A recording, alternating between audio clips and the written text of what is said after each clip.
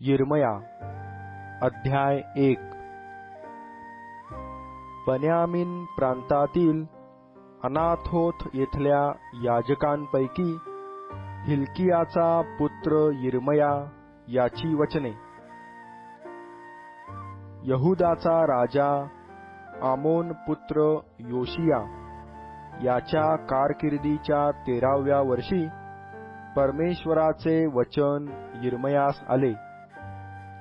तसेच यहुदाचा राजा योशिया पुत्र यहोयाकीम याच्या काळापासून यहुदाचा राजा योशिया पुत्र सिदकिया याच्या कारकिर्दीच्या 11व्या वर्षाच्या अखेरपर्यंत, म्हणजे 5व्या महिन्यात यरुशलेमकरास बंदिवान करून नेले तेथवर ते वचन आले। परमेश्वराचे वचन मला आले ते असे: मी तुला गर्भाशयात घडिले त्यापूर्वी तू मला ठाऊक होतास। तू उदरातून निघाल्यापूर्वी मी तुला पवित्र केले। मी तुला राष्ट्रांचा संदेष्टा नेमिले आहे। तेव्हा मी म्हणालो, अहो प्रभू परमेश्वर, पहा, मला बोलावयाचे ठाऊक नाही, मी केवळ बाळ आहे। मग परमेश्वर मला म्हणाला, मी बाळ आहे असे म्हणू नको। ज्या कोणाकडे मी तुला पाठवीन त्याचकडे तू जा व तुला आज्ञापीन ते बोल। त्यास तू भिवू नको। तुझा बचाव करण्यास मी तुझ्या बरोबर आहे असे परमेश्वर म्हणतो।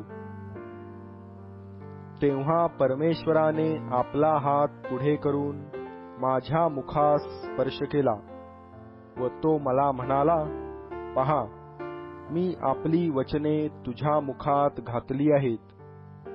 पहा, उपटण्यास व विध्वंस करण्यास, नासधूस करण्यास व पाडून टाकण्यास, बांधण्यास व लागवड करण्यास मी तुला आज राष्ट्रांवर व राज्यांवर नेमिले आहे।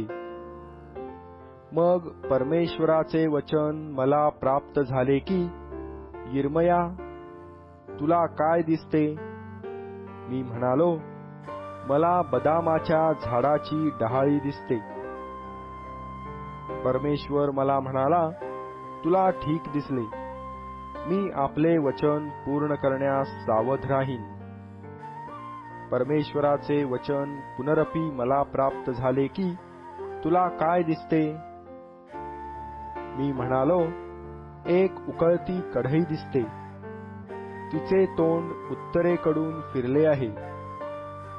तेव्हा परमेश्वर मला म्हणाला, देशाच्या सर्व रहिवाशांवर उत्तरेकडून अरिष्ट उद्भवेल।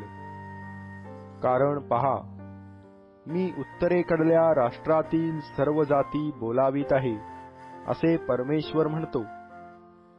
ते येऊन यरुशलेमेच्या वेशींपुढे, तिच्या सभोवार असलेल्या सर्व तटांपुढे व यहुदाच्या सर्व नगरांपुढे आपापली सिंहासने स्थापितील। त्यांनी मला सोडिले आहे, अन्य देवांपुढे धूप जाळिला आहे व आपल्या हातच्या कृतींची पूजा केली आहे। त्यांच्या या सर्व दुष्टतेबद्दल मी त्यास शिक्षा फर्मावीन। तू तर आपली कंबर कस, उठ, मी तुला आज्ञापितो ते सर्व त्यांना सांग। त्यास घाबरू नको। घाबरलास तर मी तुला त्यांच्या पुढे घाबरवीन।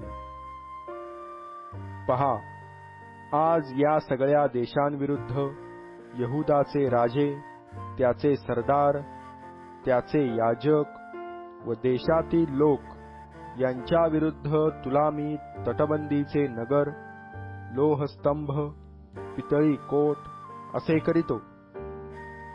ते तुझबरोबर सामना करीतील, पण तुझवर त्यांचा वरचष्मा होणार नाही। कारण तुझा बचाव करण्यास मी तुझबरोबर आहे असे परमेश्वर म्हणतो.